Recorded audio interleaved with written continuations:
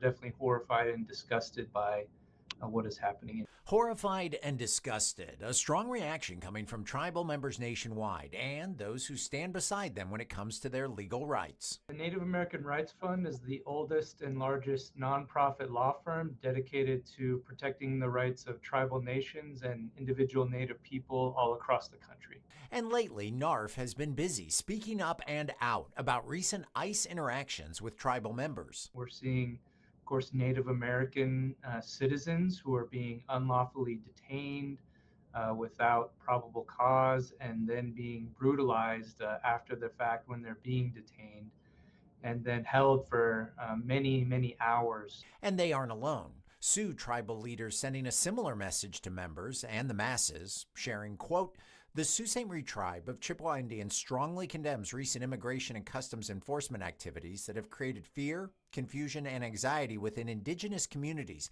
and among minority communities more broadly," end quote. And the Grand Traverse Band, in an advisory to its members, warning of, quote, "practices that have the consequence of including Native Americans," end quote.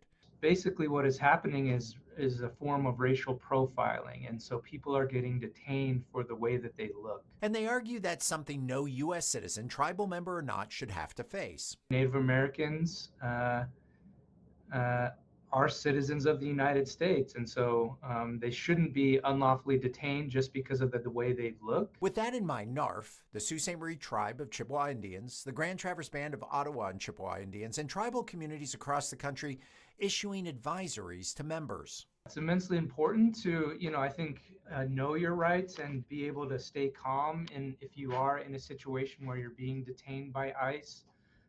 So that you can let them know, of course, you are a U.S. citizen. Simple instructions on what is and what isn't legal for an individual or an ICE agent to expect or demand during an interaction. You have the right to remain silent. You have the right to be free from unlawful searches and seizures. All of these constitutional rights that have been guaranteed for all of United States citizens, Native people have those rights as well, and they should be aware of them in these interactions. They claim it's not about unnecessarily resisting or making things difficult, but rather standing up for constitutional rights guaranteed to all Americans.